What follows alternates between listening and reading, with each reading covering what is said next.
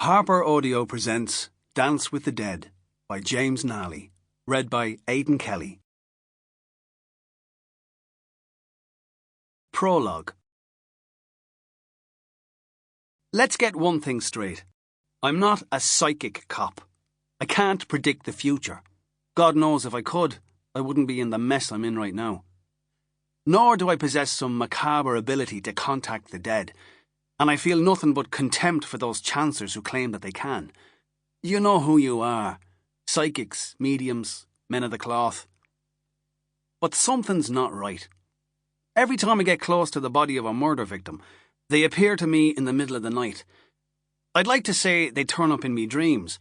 That would neatly explain it away. But they don't. They appear when I'm awake and engage with me. At first it scared me half to death, until I realised they were trying to tell me something. They're always trying to tell me something. It's got to be me subconscious mind, right? Presenting clues to me in a novel fashion. To a devout skeptic like me, anything else is unthinkable. I told 3 people about my visits from the other side. My brother thought I'd lost it. My shrink almost destroyed my fledgling cop career. My ex-girlfriend tried to kill me. So I'm not telling anyone else. If this cursed gift helps me crack more murder cases, then I'll reap that benefit in secret. No one else needs to know about my occasional dance with the dead. Chapter 1.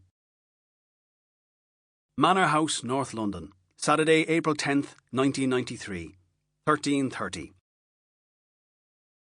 The Woodbury Housing Estate's basketball courts heaved. The thudding of balls and squealing of trainers sounded like a massacre at a school for mice.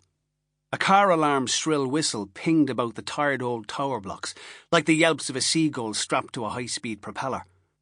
A souped-up, blacked-out Ford Escort growled past, its drum and bass heart spreading Kiss FM and fresh defiance.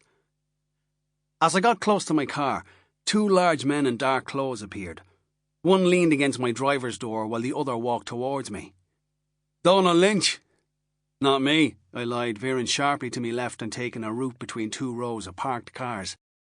The car leaner read it well, heading me off where the final 2 vehicles stood off face to face, like dueling cowboys.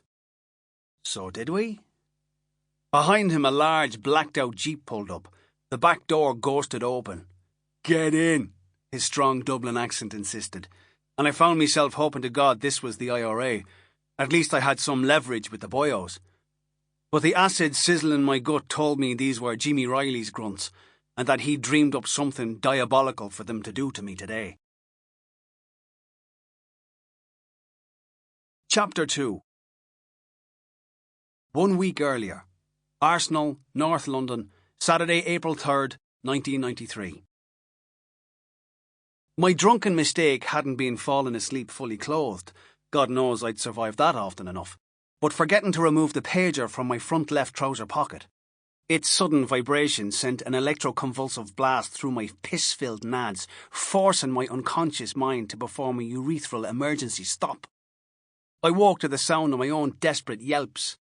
"Tom, Brownswood Red Light Zone N4. Check MO," flickered the blunt-paged message. My clock radio's Martian digits glowered 0754. Below me, a stricken wine bottle spewed red across the cheap laminate. I saluted Shiraz, my fall-in night nurse, for delivering almost 3 whole hours of sleep. My grudging slumber had been broken only once, by a recurring nightmare that hadn't afflicted me for weeks. Why did it come back last night? Was he in some sort of danger?